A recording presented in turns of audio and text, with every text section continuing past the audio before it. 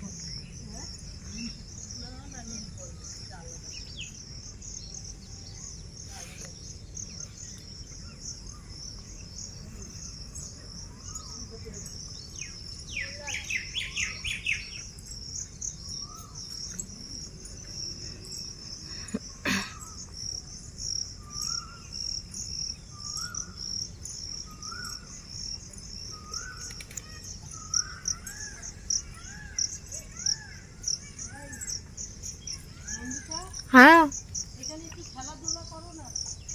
কি খেলবো?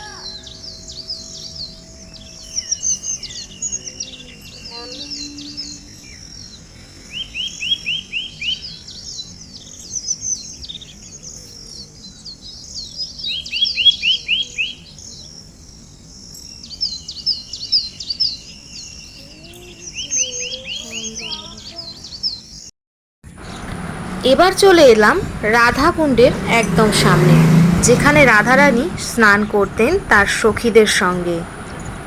আর এই রাধা কুণ্ড রাধারানীর পার্কের একদম পাশেই।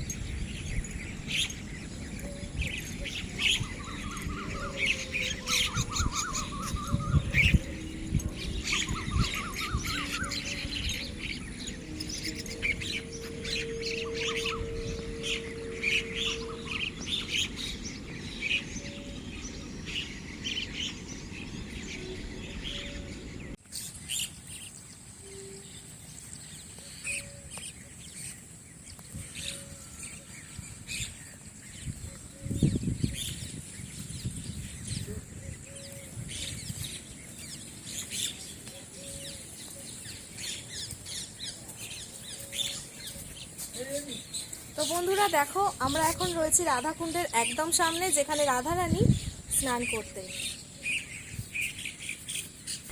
আজকের এই ভিডিওটা আমি এখানেই শেষ করছি। দেখা হচ্ছে খুব তাড়াতাড়ি আবার একটা নতুন ভিডিওর সঙ্গে। তোমরা সবাই ভালো থেকো, সুস্থ থেকো। ভিডিও যদি ভালো লাগে লাইক, কমেন্ট, শেয়ার করতে একদমই ভুলো না।